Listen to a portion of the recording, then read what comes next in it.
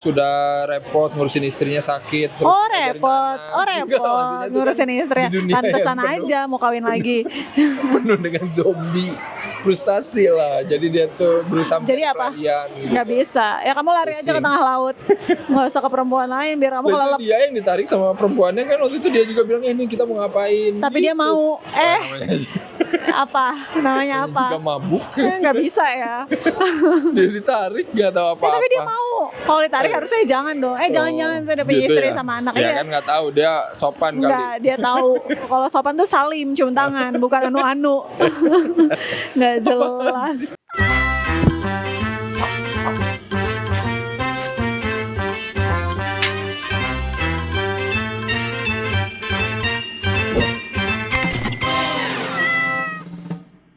Balik lagi bareng gua Arya Dan anti. dan sekarang kita mau ngomongin sebuah film yang sudah ditunggu-tunggu Iya, selama puluhan tahun untuk Iya. film sequelnya. Gila iya, ya. iya. Akhirnya tayang juga ya. Film berjudul 28 Years Later. Ini adalah sequel dari 28 Weeks Later, Ya. yang juga sequel dari 28 Days Later. Later. Kembali lagi ditangani sama Danny Boyle ya. Ya, Dan naskahnya ditulis sama Alex Garland. Jadi Danny Boyle itu dulu bikin yang pertama tuh, direct Oke. yang 28 Days Later.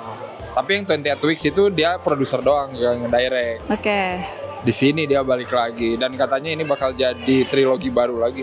Gokil. Nanti bakal ada Nice, lagi nice. sequelnya. Film ini dibintangin sama Aaron Taylor Johnson, Oke. Jodie Comer. Jadi Asik, kamu Jodie kesayangan Comer. aku. Udah lama aku gak lihat Doi ya. Iya, Akhirnya aku sih baru lihat lihatnya di lagi. Killing Eve aja sih. Iya, maksudnya terakhir series gitu Ah. kan. Ada Ralph Fiennes. Itulah pokoknya ya. Dr. Kelson, jangan lupa Alfie Williams yang jadi Spike. Oh iya benar, itu yang jadi anak kecil ya, yang Jadi jadi anaknya si Aaron Taylor Johnson di sini. Iya, Itu adalah bintang utamanya. oke. Karena film ini menceritakan tentang kisah dia ya, Mm-mm. si Spike ini ya, Mm-mm. yang harus pergi keluar dari komunitasnya Mm-mm. untuk berburu. Di awalnya kita diliatin ada satu komunitas yang survive gitu ya dari kejadian mengerikan 28 tahun lalu. Jadi mereka itu pulaunya ada di tengah-tengah laut gitu ya. Mm. Terus ada jalan penghubungnya yang Iya, kebuka kalau airnya surut. lagi surut Iya, ya. benar. Mantep. Jadi benar-benar kayak terisolasi. Buat mengingatkan kalian ya, di franchise 28 Days Later dan seterusnya ini tuh salah satu film yang mempopulerkan zombie yang ngebut gitu. Lari ya, nggak kayak Walking Dead ya. Iya, Kalau The Walking benar. Dead tuh Betul. selama aku nonton zombie perzombian ini, menurut aku yang paling sopan adalah zombinya The Walking Dead. Iya, Bahkan benar. sampai season 500 sampai season akhir tuh zombie Nggak ada masih perkembangan ya. Iya, zombie masih santuy gitu Iya, loh. benar. Ya, jadi kalau ini tuh bukan tipe zombie yang kayak gitu. Betul. Ini tuh salah satu lah pokoknya pelopor zombie-zombie itu jadi beringas, buas. Even di sini lu nggak perlu digigit gitu ya. Lu kecipratan Oh, iya, darahnya, iya. air liurnya masuk ke tubuh lu udah kena gitu. Iya. Itu kan basic ya. Kalau kalian pengen tahu nonton aja 28 Days Later lah. Di sini ceritanya udah tentang gimana komunitas ini bertahan di tengah kiamat asik. Tapi menurut aku kita juga bisa sih nonton ini langsung. Misalnya Iya, ini belum betul. nonton yang sebelum-sebelumnya, langsung nonton ini juga Benar. masuk-masuk aja sih. Benar, karena emang udah di-establish sih dunianya adalah dunia yang udah kena virus gitu ya. Bedanya di sini Inggris doang yang kena virus. Iya. Di luar Inggris enggak. Ah, Aku tuh inget di 28 Weeks Later kan sempat ada info kalau omongannya, virusnya tuh udah menyebar ke Eropa. Tapi di sini direvisi lagi, bukan direvisi, lebih kayak diperbarui lagi informasinya yang di awal kan. Jadi virusnya tuh dibalikin lagi ke Inggris gitu, biar Inggris yang dikontaminasi.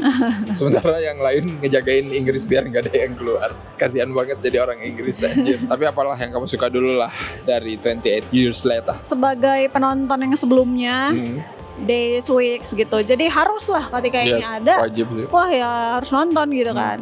Dan surprisingly ini adalah yang paling aku suka di Yes. antara yang lain gitu. Setuju sih. Terus aku juga suka ini sih karakter-karakternya. Di sini kan ada yang paling sering itu kan karakter Spike, Jamie, Iya, Ayla, betul. sama Dr. Kelson ya. Maksudnya itu dimainkan dengan sangat baik oleh mereka. Yes. Kita tuh jadi ngerasa invest gitu loh, jadi peduli Betul, sama mereka gitu. Jadi kayak aduh gitu. Iya. Jadi nggak bodo amat, bisa membawa kita masuk gitu loh. Iya, ke karena filmnya. emang muatan dramanya di sini lumayan oke ya, juga itu sih. juga.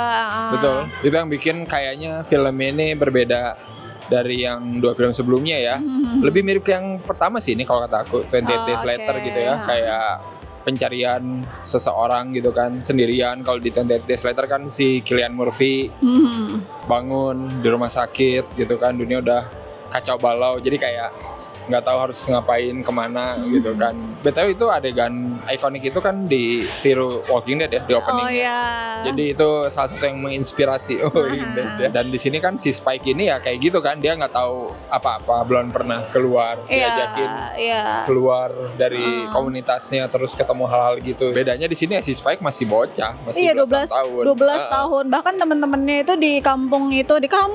Iya, Maksudnya di komunitas itu bilang nggak kemudaan, nanti Iya, aja benar, umur 14 gitu. Tapi bapaknya tuh pede banget kalau anaknya tuh udah siap gitu ya. Dramanya jadi makin bagus karena kan ini kayak coming of age gitu ya. Ada perkembangan karakter dari si Spike yang masih bocah biasa gitu, culun, ingusan, terus ngelihat chaotic di luar sampai akhirnya dia jadi dewasa anjir. Ya kan dalam tanda kurung dewasa lah. Iya. Di sini gila.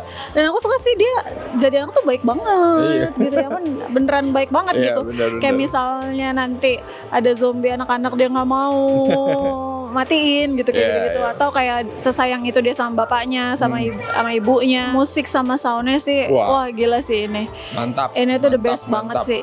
Bahkan yang pertama mulai itu ada tuh yang kata boots itu disturbing sih. Kalau buat aku itu bikin kita panik, bikin kita anxiety. Orang normal didengerin itu seharian dalam volume yang agak gede kayak bisa gila deh. Terus aku itu tuh kayak intens banget. Gila. Di situ aku ngerasa anjir ini apaan sih gitu. Itu kayaknya cuma Danny Boyle doang ya yang bisa, karena musik-musik di sini tuh ya variatif tapi semuanya itu kayak mendukung gitu loh. Iya. Sama scene-nya. Gila. Iya banget. Kalau kalian nonton 28 Days Later dulu, banyak di sini shot-shot yang wide gitu kan, yang jauh banget, yang lebar, disatuin sama lensanya yang blur gitu kan. Itu bagus banget, kayak mimpi asli aku nontonnya.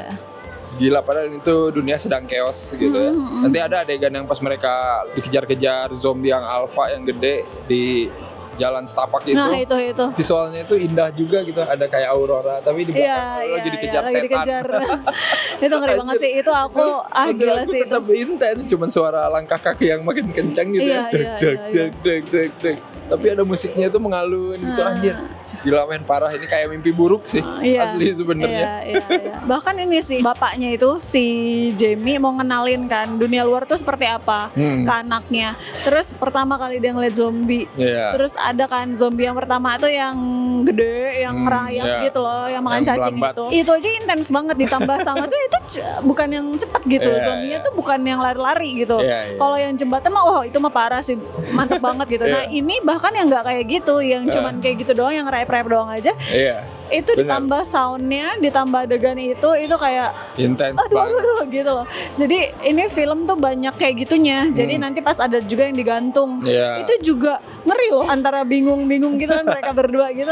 Serang, bunuh anjir, bingung. Itu mantep sih. Final blow gitu kan, pakai panah, jebret. Tapi kameranya langsung geser kan. Set kayak bullet time itu ceritanya. Kayak kalau kamu nonton Matrix dulu kan, dia ditembak langsung kameranya muter kan. Nah kalau ini ada cuma 2 sisi doang kan. Itu di shotnya pakai iPhone katanya biar lebih gampang. Mungkin kalau ini dibikin bukan sama Danny Boyle, jadinya kayak ya survival biasa aja. Aku ngerasanya gitu ya. Tanpa ada sentuhan-sentuhan tadi gitu, angle kamera yang unik, musik yang kayak kontras sama adegannya, atau visual-visual yang blur buram tiba-tiba jauh bagus gitu. Itu cuman Danny Boyle tuh yang bisa begitu, keren sih. Tapi kalau yang kurang apa nih? Sebenarnya sih kalau yang kurang banget nggak ada sih, maksudnya yang mengganggu atau apa gitu ya. Cuman ada tuh kayak waktu adegan ketemu sama Eric, tau nggak?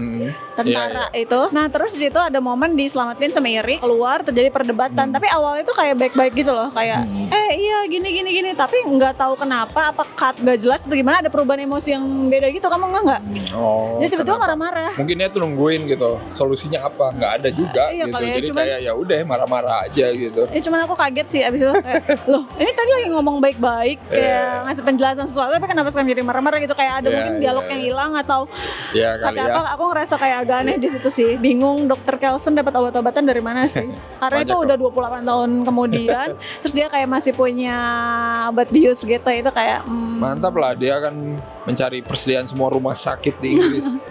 muter-muter aja dari Emang situ. iya. Lah ya iyalah. Kalau nggak ada yang bertahan ya dia aja yang nyari-nyari ya kan. Tapi masalahnya dia kan pakai itu juga karena kan kayak dia melindungi dirinya pakai povidone iodine kan, dia pakai betadine itu juga kayak masih ada aja itu. Karena itu bukan sesuatu yang bisa dibikin gitu loh.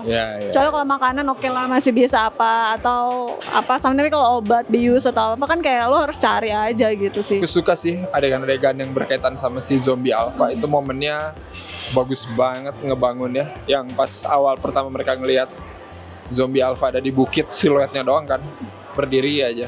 Terus dari belakangnya baru yang krocok-krocoknya. Wajah itu mantep banget. Itu ngeri banget sih yang bapaknya kira ngajak lari ya, masuk lagi ya itu. Terus dia nongkrong nontonin dari jauh masih ada anjir. Iya, itu. Mantap coy, itu gila. Itu the best sih, ngeri banget. Visualnya tuh cuman still gitu tapi ngeri gila. Sampai akhirnya kan nyambungnya ke yang pas ayo udah malam kita bisa nih lari anjir, itu gila itu.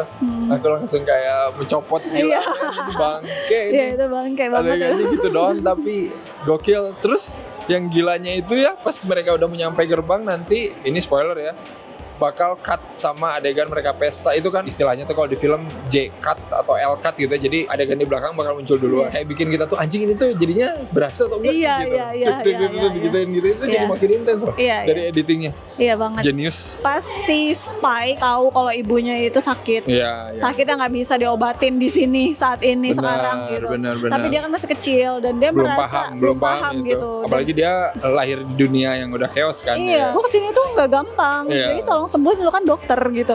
Tapi yang kayak gitu. Banget. Tapi ya si dokternya ngasih pengertian, ibunya pun ngasih pengertian. Itu sedih banget sih dan memorable. Kematian itu digambarin sama dokter Coulson itu dengan sangat indah gitu. Kayak misalnya semua orang pasti mati gitu. Tapi caranya tuh berbeda. Tapi kamu kalau kamu bisa milih, kamu pasti akan milih mati dengan tenang, dengan peaceful gitu. Maksudnya dengan pilihan sendiri ya, daripada mati sama zombie kali mungkin ya pilihannya. Bener. Jadi dikasih pengertian kayak gitu. Maksudnya cara dia ngasih taunya tuh aku jadi di situ berpikir oh iya ternyata emang ya emang semua orang mati dan mati itu bisa jadi indah kalau misalnya lo paham gitu. Sampai akhirnya ya udah dibius lah dia biar tenang, gendong bayi gitu itu kayak gila parah sih itu kayak momen-momen menuju ajal tapi somehow ya gitu ya. Iya, tapi nggak dibikin kayak ngeri banget gitu. Enggak, cuman ya tetap sedih lah ya namanya kematian pasti sedih, tapi maksudnya jadi indah gitu loh di situ. Indah banget. Nangis lah aku pasti. Jadi FYI aku tuh kalau nonton itu kan suka pakai masker ya, karena kalau rame takut ada yang batuk atau gimana gitu ya. Jadi aku nggak bawa masker pada waktu itu. Aku bawa tisu untuk menjaga diri. Jadinya tisu itu buat nangis dong. Dan cuma bawa satu lagi. Jadi kayak lepek ya. Sebel banget. Ingat kata dokternya, bukan memento mori tapi memento amoris. Asik. Ingatlah yang menyayangimu. Wah, mantap. The best. Terus habis itu pilih tempat yang terbaik, cocok yang paling baik. Yang paling baik. Anjay, disimpan di paling sedih atas. Banget ya. Sialan. Dan aku baru nggak loh itu ada di posternya. Bocah naik di atas itu ya sialan, aku baru nggak. Pokoknya momen setelah kematian ibunya itu kataku emang klimaks yang oke banget sih. Karena ditutupnya dengan itu gitu, bukan dengan pembantaian atau si Spike menang gitu ngebunuh alpha zombie kan itu kayak terlalu nggak mungkin lah anjir gitu ya. Terlalu action emang mungkin seru kalau dibikin tapi kayak too good ya. Iya kayak nggak inline lah gitu sama cerita perkembangan karakter dia gitu. Makanya ini yang dipilih menurut aku oke banget sih. Sampai akhirnya kan itu jadi trigger dia buat ya udah waktunya gue berkelana lagi gitu karena belum siap. Iya dia belum siap juga, kesel sama bapaknya. Bapaknya sedih kasihan istrinya. Kasihan. Nggak ada, gila. Lihat ekspresinya di rumah. Enggak, dia seneng itu. Aku yakin bapaknya itu tangisan bahagia. Seneng sih. Harusnya mah bapaknya kelelep aja. Jadi bapaknya sampai mau ngejar ke tengah laut karena kurang tengah dong. Harusnya dia lebih ke tengah, lebih ke pinggir biar nyemplung. Enggak dong, enggak kasihan. Awalnya aku kasihan sama Jamie. Sudah repot ngurusin istrinya sakit. Repot ngurusin istrinya. Pantesan aja mau kawin lagi. Penuh dengan zombie. frustasi lah. Jadi dia tuh berusaha Jadi apa? pelarian gitu. Nggak bisa. Ya kamu lari aja ke tengah laut. Nggak usah ke perempuan lain biar kamu kelelep. Dia yang ditarik sama perempuannya kan waktu itu dia juga bilang ini kita mau ngapain. Tapi gitu. dia mau. Apa? Namanya apa? Juga mabuk. Nggak bisa ya. Dia ditarik gak tahu apa-apa. Tapi dia mau. Kalau ditarik harusnya jangan dong. Jangan-jangan saya udah punya gitu istri ya? sama anak. Dia kan nggak tahu dia sopan Enggak, kali. dia tahu. Awalnya aku tuh kayak aduh karena kan belum tahu kan kalau kelakuannya bajingan. Jadi kayak di awal tuh dia sama anaknya tuh kayak gimana gitu masakin, bikinin ini ngasih baik bacon. dia tuh ke keluarga. Baik kalau nggak selingkuh mah. Bukan selingkuh itu emang karena Itu amal selingkuh. doang. Nggak ada ya. Orang sebelumnya dia udah flirting gitu kan ada. Iya, Pas yang mau berangkat inget nggak? Ayo nanti pulang gitu spike yang warga. Terus dia kayak gitu-gitu sama cewek itu. Emang iya ya. Itu mah sopan aja kali ke Nggak semua. ada ya sopan ke semua kayak gitu. Hantu kalau sopan tuh salim cium tangan bukan anu-anu. Nggak jelas gitu. Nah itu yang men-trigger juga buat si Spike akhirnya dia cabut dari situ karena dia tahu bapaknya itu hantu. Gitu ya, bapaknya itu nggak tahu diri jadi dia ya udahlah gue bawa ibu gue karena bapak gue bajingan gitu. Makanya bukan begitu. Justru Spike tuh the best emang. Spike itu belum siap aja kembali lagi ke keluarganya karena kematian ibunya. Enggak, gitu. karena dia enek sama bapaknya. Itu kamu kan. Bawaannya pengen ngebakar bapaknya kayaknya. Kasihan padahal udah susah payah ngajarin dia loh. Memorable lagi inilah pas di ending lah. Kaget Iya, aku tiba-tiba ada orang dengan setelan Adidas dan lain, wig blonde. Iya, karakter yang di awal film di opening itu jadinya seperti apa? Iya, itu maksudnya gini loh. Ya itu kita bisa lihat ada orang yang menghadapi kegilaan dunia ini bisa dengan cara yang baik sama yang buruk. Iya, kalau yang baik ya jadinya ya kayak warga di kampung itu ya udah normal aja melawan zombie dengan normal. Terus melindungi diri. Kalau yang satu lagi agak sedeng. Untungnya masih masuk karena kan di film ini tuh filmnya tuh kayak tadi campur aduk kayak lagu campur aduk campur aduk. Jadi pas adegan ini keluar, siapa nih makhluk pakai Adidas dengan emas apa sih ya perhiasan di sepanjang segalanya gitu kayak untung tapi filmnya masuk lah masih masuk jadi kayak masuk lah. Iya seru juga. Ya udahlah kita kasih skor dulu berapa nih untuk 28 Years Later. Iya, 28 tahun kemudian. Iya, aku suka banget sih. Surprisingly, aku kasih 8,5 alergi kacang per 10. Mantap. Sama aku juga 8,5 atau 9. Wah, ini mantap sih. Menurut aku secara vibe ini tuh filmnya oke banget gitu. Tema kayak gini mah udah sering gitu. Maksudnya udah sering dilakukan tapi tetap secara vibe tuh gila beda banget gitu. Feel-nya, musiknya, visualnya, semuanya itu padu, mantap lah. Danny Boyle, Alex Garland, semoga sequel-sequelnya masih doi juga yang ngedirect ya. Yes. Silakan lah nonton aja, masih main di bioskop insya Allah. Iya. Silakan komen juga kalau udah nonton menurut kalian gimana filmnya. Lebih suka mana dari 3 film yang udah ada ya? Yes. Kalau aku sih yang ini ya. Iya, aku suka yang ini. Jangan lupa juga isi skor dan reviewnya di skorfilm.com. Silakan sikat aja langsung. Seperti biasa jangan lupa apa aja. Jangan lupa like, comment, subscribe, follow semua sosial media Cinekrip. Join membership Cinekrip silakan. Yes. Beli merchandise Cinekrip juga ada di bawah linknya. Dan ya udah seperti biasa kita ketemu lagi di episode selanjutnya. Bye. Bye.